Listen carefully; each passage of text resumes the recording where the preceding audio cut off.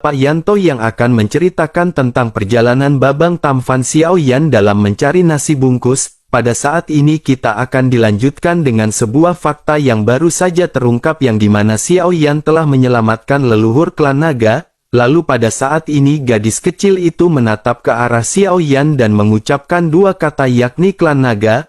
Lalu Ziyan seketika menjelaskan bahwa leluhurnya pada saat ini berterima kasih. Kemudian Xiaoyan pada saat ini hanya tersenyum sementara si gadis menatap kosong ke arah Xiaoyan, dan bersamaan dengan hal tersebut pada saat ini darah emas segera keluar di antara alisnya. Lalu begitu darah emas ini keluar Xiaoyan bisa merasakan aura dari setetes darah ini, dan hal tersebut sangat kuat dan Xiaoyan bisa merasakannya. Lalu Xiaoyan menyadari bahwa setetes darah emas ini sebanding dengan 100 kristal darah bintang 9. Saat ini Xiaoyan juga menyadari jika Xiaoyan menyerap hal ini bahkan jika Xiaoyan tidak menembus puncak bintang 9, lalu kekuatannya benar-benar tidak kelihatan jauh lagi dari puncak bintang 9, dan Long Qiong juga pada saat ini melihat setetes darah emas tetapi dirinya pada saat ini memiliki kecemburuan, lalu setetes darah ini benar-benar sangat berguna bagi klan naga. Dan pada akhirnya dirinya segera menjelaskan bahwa ini adalah inti darah dari garis keturunan leluhur. Apakah pada saat ini leluhur akan memberikannya? Lalu Long Qiong dan Ziyan pada saat ini benar-benar sangat tersentuh ketika mereka melihat setetes darah emas ini. Dan jika mereka bisa mendapatkan setetes esensi darah ini, kekuatan mereka tidak hanya akan meningkat tetapi darah mereka juga akan diaktifkan.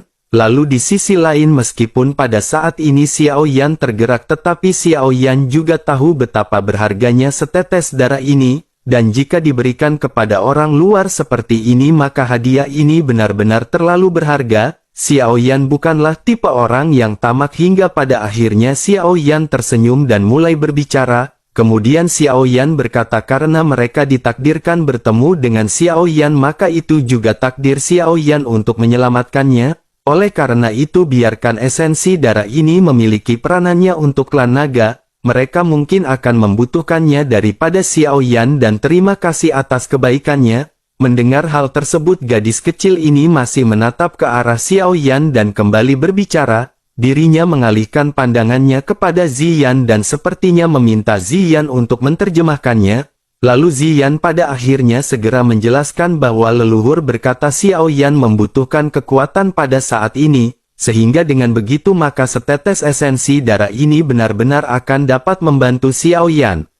Menanggapi hal tersebut Xiaoyan pun menyadari bahwa hal itu memang benar, akan tetapi Xiaoyan pada saat ini segera berkata meskipun Xiaoyan benar-benar membutuhkannya sekarang, tetapi Xiaoyan benar-benar tidak bisa mengambil esensi darah ini, Xiaoyan akan mencari cara lain dan mereka pada saat ini tidak perlu khawatir.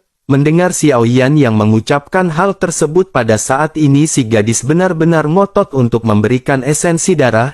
Xiaoyan juga berulang kali menolak hingga pada akhirnya mereka berdua pada saat ini gontok-gontokan, dan pada akhirnya melihat Xiaoyan yang tidak mau menerima esensi darah ini. Lalu si gadis kecil itu pun tidak punya pilihan lain, dirinya pada saat ini segera mengambil kembali esensi darah dan memasukkannya ke dalam alisnya. Melihat bahwa Xiaoyan tidak menerima esensi darah gadis kecil tersebut, saat ini penghinaan di mata Long Qiong juga pada saat ini menjadi jauh lebih sedikit, akan tetapi dirinya pada saat ini masih merasa Xiaoyan adalah orang yang terlalu sombong. Lalu dirinya masih memiliki beberapa prasangka buruk terhadap Xiaoyan di dalam hatinya. Sementara itu di sisi lain pada saat ini Nan Erming segera maju, lalu rambutnya berubah menjadi merah dengan dua tanduk kecil yang pada saat ini tumbuh di dahinya, kemudian matanya pada saat ini memancarkan rasa dingin ketika dirinya menatap gadis kecil yang berada di sampingnya.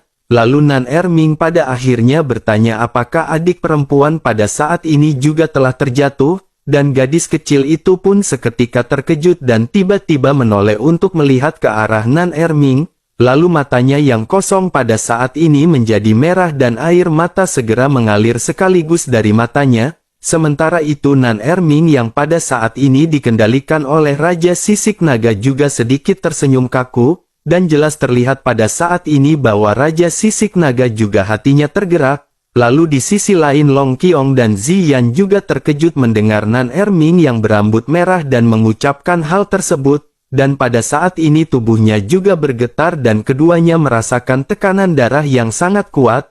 Lalu tekanan darah yang dipancarkan ini bahkan lebih kuat dan lebih kuno daripada darah mereka. Kemudian gadis kecil itu pun pada akhirnya kembali perlahan berbicara mengucapkan dua kata yakni klan naga. Seketika air mata di matanya pada saat ini benar-benar tidak bisa tertahan dan terus menetes dan suaranya bergetar. Melihat hal tersebut pada saat ini Raja Sisik Naga pada akhirnya mulai berbicara perlahan.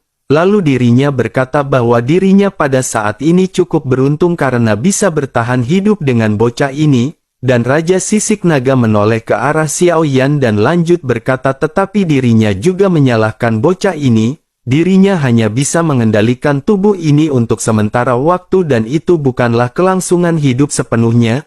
Akan tetapi anak ini berjanji bahwa dirinya akan membentuk kembali tubuh bagi Raja Sisik Naga. Setelah selesai berbicara pada saat ini gadis kecil itu pun memandang ke arah Xiao Yan dengan mata yang memiliki perasaan yang penuh makna. Dan setelah itu gadis kecil ini pun seketika memandang ke arah Long Qiong dan Ziyan lagi dan mengatakan beberapa patah kata, lalu keduanya pada akhirnya segera menatap ke arah Raja Sisik Naga dengan tatapan yang sangat terkejut, dan mereka pada akhirnya segera berlutut dengan satu lutut memberi hormat kepada Raja Sisik Naga. Kemudian keduanya berkata dengan hormat dan serempak bahwa junior pada saat ini menemui leluhur mereka. Melihat hal ini Xiao Yan pada saat ini benar-benar diterpa oleh keterkejutan, dan tampaknya Raja Sisik Naga mengatakan hal yang sebenarnya kepada Xiao Yan. Tampaknya status dari Raja Sisik Naga di dalam keluarga naga juga benar-benar sangat tinggi. Sementara itu Raja Sisik Naga pada saat ini memandang ke arah Long Qiong dan Ziyan. Kemudian dirinya segera berkata agar mereka pada saat ini bangun dan mereka tidak perlu terlalu sopan. Dan tampaknya pada saat ini klan naga benar-benar telah mengalami kemunduran. Lalu Long Qiong pada akhirnya segera berkata bahwa para leluhur mengatakan bahwa setelah bencana kuno orang-orang kuat di antara klan benar-benar tidak sebagus sebelumnya. Saat ini dengan masalah monster darah situasi dari klan naga benar-benar telah menurun. Namun sekarang ada dua leluhur dan kebangkitan dari klan naga benar-benar di depan mata. Mendengar hal tersebut Raja Sisik Naga pada saat ini melambaikan tangannya, kemudian dirinya memandang ke arah Xiao Yan dan kembali menatap ke arah Long Qiong sebelum akhirnya mulai lanjut berbicara. Dirinya berkata agar mereka melupakan saja permasalahan ini. Raja Sisik Naga hanya bisa mengendalikan tubuh ini untuk waktu yang singkat pada saat ini. Bahkan jika dirinya ingin membantu mereka pada saat ini dirinya benar-benar harus bertanya kepada bocah ini. Mendengar apa yang dikatakan oleh Raja Sisik Naga pada saat ini Xiao Yan benar-benar kembali terkejut. Xiao Yan pada saat ini benar-benar ditatap oleh semua orang, dan pada akhirnya Xiao Yan segera mengklarifikasi dan berkata bahwa Xiao Yan tidak pernah menjanjikan leluhur mereka, tetapi Xiao Yan memberikan kesepakatan kepada leluhur mereka, selama saudaranya mencapai Dosian dan membentuk kembali tubuh, maka barulah Xiao Yan berjanji untuk melakukannya. Mata Long Qiong pada saat ini semakin aneh ketika dirinya menatap ke arah Xiao Yan. Bahkan leluhur keluarga klan naga sendiri menuntut lelaki ini. Lalu tiba-tiba dirinya tampaknya memiliki sedikit pemahaman tentang nada sombong Xiao Yan sebelumnya. Sepertinya Xiao Yan ini bukan sombong tetapi memang memiliki kemampuan. Dan tampaknya pria di hadapannya ini mungkin memiliki kekuatan untuk mengguncang seorang Dosian. Lalu di sisi lain pada saat ini Raja Sisik Naga seketika tersenyum dan menepuk dadanya. Kemudian dirinya berkata kepada Nan Erming jika begitu permasalahannya maka Nan Erming sudah siap. Dan itu bukanlah permasalahan dengan kekuatan Nan Erming yang sekarang. Lalu Nan Erming pada saat ini memang telah menerobos ke bintang 8 dan jika ditambah dengan kekuatan dari Raja Sisik Naga kekuatan Nan Erming pada saat ini benar-benar akan melonjak. Setidaknya kekuatan Nan Erming akan meningkat ke tahap menengah atau bahkan puncak bintang 8 Dodi. Sementara itu di sisi lain Xiao Yan pada saat ini segera kembali membuka mulutnya. Xiao Yan berkata, tetapi sebelum itu jiwa senior sendiri juga harus dipulihkan sebanyak mungkin, jika tidak bahkan jika itu dapat membentuk kembali tubuh. Tingkat dari keberhasilannya tidaklah tinggi. Raja Sisik Naga pun mengangguk karena secara alami dirinya jelas menyadari hal tersebut. Dirinya juga menyadari hal ini bukanlah tugas yang mudah untuk memulihkan sepenuhnya kekuatan jiwanya, dan pembentukan jiwa ini benar-benar tidak semudah pembentukan standar dari tubuh. Kekuatan jiwa tidak bisa dilihat dan sekali terluka maka itu benar-benar akan sangat sulit untuk pulih. Lalu pada akhirnya Raja Sisik Naga pun menghela nafas sebelum akhirnya kembali berbicara kepada leluhur ras naga. Dirinya berkata bahwa adik junior pada saat ini masih memiliki kesempatan, dan yang terbaik pada saat ini adalah dirinya berhati-hati dalam segala hal. Dirinya tidak bisa banyak bicara karena bocah di dalam dirinya pada saat ini sedikit tidak sabar, dan pada akhirnya senyum dari Raja Sisik Naga pun memudar dan penampilan dari Nan Erming kembali normal. Sementara itu Xiao Yan pada saat ini kembali menoleh melihat ke arah gadis kecil. Xiao Yan lanjut berkata karena dirinya juga telah menemukan klan naga maka dirinya bisa pergi bersama dengan mereka. Mendengar Xiao Yan yang mengucapkan hal tersebut pada saat ini Long Qiong segera mengepalkan tinjunya.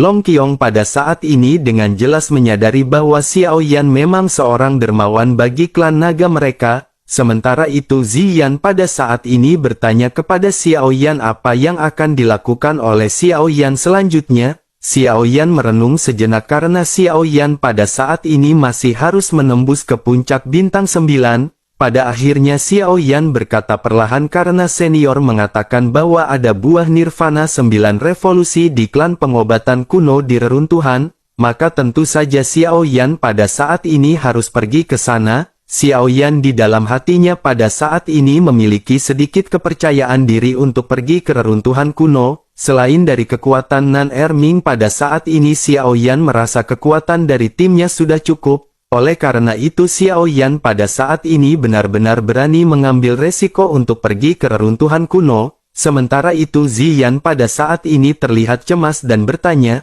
apakah Xiao Yan benar-benar ingin pergi? Hal itu terlalu berbahaya dan meskipun Xiao Yan sangat kuat seperti yang dikatakan oleh kakak senior Long Qiong monster darah ini benar-benar bisa melukai tentu ada klan naga. Oleh karena itu apakah Xiao Yan pada saat ini benar-benar akan mengambil resiko? Menanggapi hal tersebut Xiao Yan pada saat ini tersenyum dan berkata bahwa Xiao Yan memiliki takarannya sendiri. Oleh karena itu Ziyan pada saat ini tidak perlu khawatir. Mendengar apa yang diucapkan oleh Xiao Yan ini, Ziyan tentu saja menyadari karakter dari Xiao Yan akan sangat percuma membujuk atau bahkan memaksa Xiao Yan. Oleh karena itu Ziyan pada saat ini hanya bisa menghela nafas dan berkata jika begitu permasalahannya maka Ziyan akan mendukung Xiao Yan. Awalnya Ziyan ingin membantu Xiao Yan tetapi Xiao Yan benar-benar tumbuh terlalu cepat, sehingga dengan begitu maka Ziyan tidak akan dapat membantu Xiao Yan bahkan jika Ziyan ingin membantunya. Akan tetapi Xiao Yan jangan khawatir karena setelah Ziyan kembali dirinya akan memberitahu para tetua bahwa mereka pasti akan membantu Xiao Yan, dan Xiao Yan hanya tinggal datang ke klan naga dan Xiao Yan tinggal memberitahu apa yang Xiao Yan membutuhkan. Menanggapi hal tersebut Xiao Yan pada akhirnya berterima kasih kepada Ziyan dan menangkupkan tangannya kepada Long Qiong. Lalu setelah itu pada akhirnya Long Qiong segera mengajak Ziyan untuk segera pergi. Mendengar hal tersebut Xiao Yan pada saat ini segera menyadari sesuatu dan Xiao Yan segera bertanya kepada Long Qiong. Xiao Yan bertanya bukankah butuh waktu beberapa tahun untuk sampai dari sini ke klan naga? Tetapi Xiao Yan ingin tahu bagaimana cara mereka sampai ke sini dengan cepat. Long Qiong pada akhirnya segera menjelaskan kepada Xiao Yan agar mereka mengikuti arus bawah dasar laut. Mereka bisa melewati lubang cacing dan meskipun lubang cacing yang terbentuk ini secara alami dan tidak stabil, akan tetapi hal ini benar-benar sangatlah cepat. Para tetua klan naga mereka telah mengetahui aturan dari lubang cacing ini oleh karena itu kemanapun mereka ingin pergi mereka bisa pergi melalui lubang cacing. Xiao Yan pun menganggukkan kepalanya setelah dirinya mendengar sedikit penjelasan dari Long Qiong. dan pada akhirnya Long Qiong dan Ziyan pada saat ini segera memutuskan untuk pergi, lalu semua orang pada akhirnya mengucapkan selamat tinggal dan di bawah pengawalan dari Qian Ning, Long Qiong dan Ziyan pada akhirnya membawa gadis kecil tersebut pergi dari ras Duyung. Mengikuti kepergian dari Long Qiong dan Ziyan pada saat ini Xiao Yan mulai memikirkan hal berikutnya di dalam pikirannya. Sementara itu Nan Erming pada saat ini bertanya kapankah mereka akan pergi ke reruntuhan. Semua orang juga pada saat ini memandang ke arah Xiao Yan dan benar-benar menunggu jawaban dari Xiao Yan. Lalu Xiao Yan masih merenung sebelum akhirnya Xiao Yan segera kembali mulai berbicara. Xiao Yan menjelaskan bahwa mereka harus menyelesaikan permasalahan ras Putri Duyung terlebih dahulu. Dan jika mereka pergi kali ini Xiao Yan khawatir ras Putri Duyung akan dalam kondisi berbahaya. Selain itu tidak akan cukup bagi mereka untuk bersembunyi di dalam bahtera ketika bahaya datang. Meskipun monster darah di sekitar telah dimusnahkan tetapi tidak ada jaminan monster darah lain tidak akan mendekat. Lalu Xiao Yan pada saat ini sedikit cemas karena Xiao Yan menyadari permasalahan ini tidak bisa ditunda. Xiao Yan khawatir jika 7 jenderal yang tersisa pada saat ini akan datang dengan membawa pasukan. Meskipun Xiao Yan telah membunuh 3 jenderal sebelumnya tetapi itu hanya peringkat terendah di antara 7 jenderal. Tentu saja Xiao Yan menyadari bahwa 4 jenderal yang tersisa diperkirakan memiliki kekuatan yang lebih kuat. Sementara itu di sisi lain pada saat ini Tetua Xi Zi berkata perlahan kepada Xiao Yan. Dirinya berkata bahwa mereka akan bisa selamat selama formasi mereka bisa diperbaiki bahkan 7 jenderal besar tidak akan dapat menemukan mereka. Xiao Yan tertegun ketika dirinya mendengar kata-kata ini. Akhirnya Xiao Yan segera bertanya apakah ada cara untuk memperbaiki formasi pelindung ini. Tetua Xi Zi pun menghela nafas dan lanjut menjelaskan kepada Xiao Yan. Dirinya berkata jika raja tidak terluka mungkin masih ada jalan. Akan tetapi sekarang dirinya khawatir tidak akan ada cara untuk memperbaikinya. Mendengar hal tersebut Xiao Yan pada saat ini lanjut bertanya bisakah tetua membawa Xiao Yan untuk melihat formasi. Tetua Xi Zi pun ragu-ragu sejenak dan merenung sebelum akhirnya dirinya mengangguk. Pada akhirnya Xiao Yan pun segera diantar menuju ke tempat formasi berada. Dan pada akhirnya mereka telah sampai dan mendekati pilar kristal dan melihat bola kristal di pilar di daerah dekat. Tetua Xi Zi pada akhirnya segera menjelaskan bahwa disinilah mata formasi pelindung klan mereka berada. Karena mereka berhasil ditemukan oleh monster darah maka secara alami formasi dan mata dari formasi ini juga rusak. Mendengar hal tersebut Xiao Yan melihat formasi ini lebih dekat dan memang ada retakan di permukaan bola kristal. Lalu Xiao Yan pada akhirnya hendak menyentuh untuk menyelidiki bola kristal ini, tetapi Xiao Yan dihentikan oleh Tetua Xi Zi dan Xiao Yan pada saat ini sedikit tercengang. Xiao Yan menatap ke arah Tetua Xi Zi dengan bingung hingga Tetua Xi Zi segera menjelaskan kepada Xiao Yan. Tetua Xi Zi berkata bahwa ini adalah bola spiritual, meskipun itu rusak pada saat ini tetapi itu masih bisa menyakiti orang. Jika orang yang menyentuh bukanlah berasal dari ras monster maka dirinya benar-benar akan ditolak. Mendengar hal tersebut Xiao Yan pun mengangguk dan Xiao Yan pada saat ini menatap tajam ke arah bola kristal. Dan aegera setelah itu kekuatan spiritual Xiao Yan menyebar untuk mendeteksi bola kristal. Ekspresi Xiao Yan pada saat yang bersamaan seketika berubah. Lalu Xiao Yan pun bergumam dalam bola kristal ini mengapa Xiao Yan bisa merasakan keberadaan dari segel roh. Tetua Xi Zi seketika menatap ke arah Xiao Yan dengan heran saat mendengar ucapan yang dilontarkan oleh Xiao Yan. Kemudian dirinya segera bertanya apakah Tuan mengetahui mengenai segel roh. Apa yang dikatakan oleh Tuan memang benar karena bola kristal ini dibangun dengan kekuatan segel roh. Segel roh adalah salah satu dari 3 keajaiban dan keberadaannya sangatlah jarang, dan hanya Raja Duyung yang memilikinya di klan oleh karena itu hanya dirinya yang bisa memperbaikinya. Mendengar hal tersebut Xiao Yan tersenyum tidak berdaya sebelum akhirnya segera melambaikan lengan bajunya. Bersamaan dengan hal tersebut 6 segel roh di dalam tubuh Xiao Yan segera terbang keluar. Xiao Yan segera mengalihkan pandangannya ke arah tetua Shizi yang berada di samping dan bertanya yang mana yang menurut tetua Shizi yang cocok untuk memperbaikinya. Pada saat ini ekspresi di wajah tetua Shizi benar-benar luar biasa indah, kulitnya terus berubah bahkan dirinya pada saat ini menggosok matanya sendiri dengan penuh ketidakpercayaan. Dirinya pada akhirnya bergumam sungguh luar biasa karena ini adalah 6 segel spiritual, terlebih lagi peringkatnya berada di peringkat 10 teratas dan ada peringkat nomor 1 dari segel roh. Melihat pemandangan ini pada saat ini tetua Shizi benar-benar tidak tahu apa yang dirinya rasakan, dirinya benar-benar hampir pingsan melihat banyaknya segel roh yang pada saat ini berada di hadapannya. Dan pada akhirnya tetua Shizi segera menenangkan dirinya dan menoleh ke arah Xiao Yan. Sementara itu Xiao Yan pada saat ini segera berkata bahwa semua ini adalah segel roh. Tentu pada saat ini para tetua juga sepertinya akrab dengan hal tersebut. Tetua Shizi pada saat ini mengangguk dengan penuh semangat mendengar pertanyaan dari Xiao Yan. Secara alami ras duyung juga berasal dari ras monster dan mereka juga menyerap segel roh. Akan tetapi pada saat ini dirinya benar-benar tidak percaya bahwa Xiao Yan bisa mengeluarkan hal tersebut, dan pada akhirnya dirinya segera berkata kepada Xiao Yan bahwa dirinya mengetahui semua ini, akan tetapi apakah ini benar-benar milik Tuan Muda Xiao Yan? Menanggapi hal tersebut Xiao Yan pada saat ini hanya tersenyum. Xiao Yan tidak ingin bertindak gegabah dan Xiao Yan pada saat ini tidak langsung menjawab pertanyaan tersebut. Xiao Yan secara samar segera bertanya dapatkah segel roh miliknya ini memulihkan formasi ini? Tetua Shizi seketika mengangguk dan berkata tentu saja hal itu bisa dilakukan. Segel roh Tuan Muda sangat kuat dan tidak hanya dapat memperbaiki informasi, hal itu juga dapat membantu formasi menjadi semakin kuat.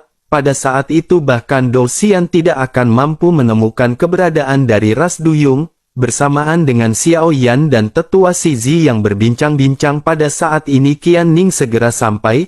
Qian Ning dan beberapa orang pada saat ini telah selesai mengantarkan Long Qiong dan Ziyan. Mereka pada saat ini menatap ke arah segel roh yang pada saat ini mengambang di atas bola kristal. Mereka pada saat ini benar-benar ternganga-nganga. Qian Ning pada saat ini benar-benar melotot dan tidak percaya dengan apa yang dirinya lihat. Lalu suara kerumunan juga pada saat ini menimbulkan banyak gemuruh. Semua orang dari ras duyung tentu tahu segel spiritual dan mereka tahu tingkatan dari segel spiritual ini.